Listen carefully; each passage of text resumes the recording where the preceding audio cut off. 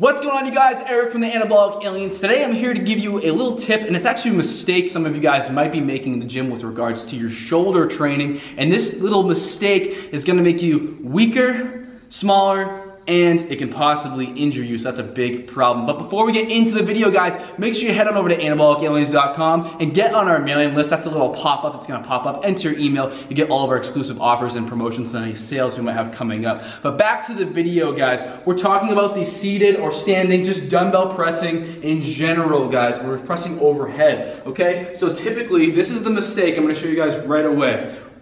We get into position with the dumbbells, and then right here, this is already the mistake. This is where a lot of you guys are starting the movement. So many people are online teaching people to stop at 90 degrees. So basically, see my upper arm, see how it's kind of parallel with the floor? That's an issue, guys, because from here to here, this is mostly just tricep engagement. We're missing all that shoulder engagement in the lower half of the motion. Now picture us pressing with the barbell. And actually, we don't have to picture us pressing, because I can just grab one right here.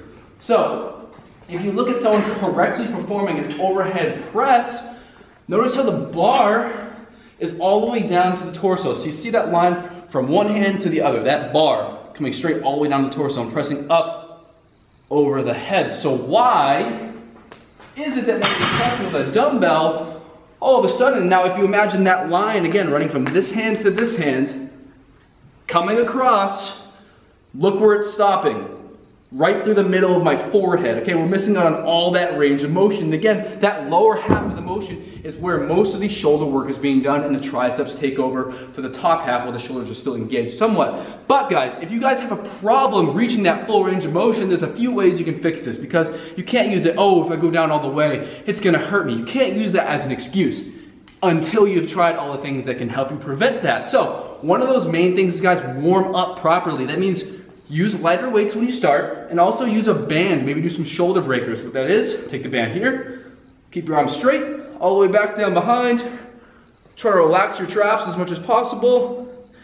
And you just do these for a couple minutes to get yourself nice and warm. Arm circles, backwards arm circles, warming up your shoulders. Another thing, guys, your chest might be too tight, okay? Another way you can do that is statically stretching your chest over time.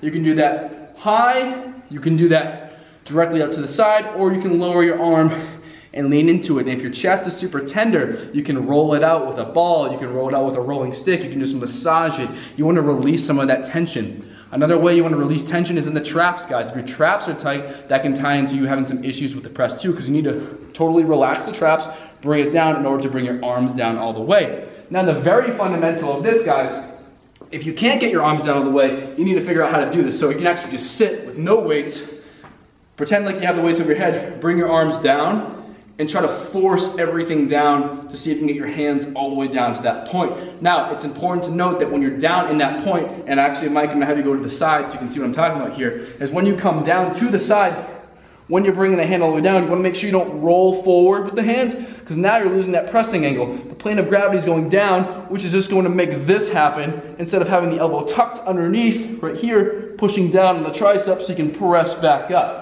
So, what that looks like, guys, and if you can't do it with your heavy weights, if you can't do it with the 30s, what you need to do is go lighter. So we have 15-pound dumbbells right here. And all I want you guys to practice with those lighter dumbbells, if you can't get that full range of motion, is one, starting with them over the head, and then allowing the dumbbell to come down nice and controlled, keeping that elbow in line, all the way down, just like that. And if you can't press the weight back up because you don't have the flexibility yet, you can reset yourself, kick one up, press it up from that 90-degree motion that we were talking about earlier, and just bring it all the way down. And once you're able to do that, guys, all you can do is slowly add weight over time, and then you can work on your full range of motion pressing, which will maximize your shoulder growth.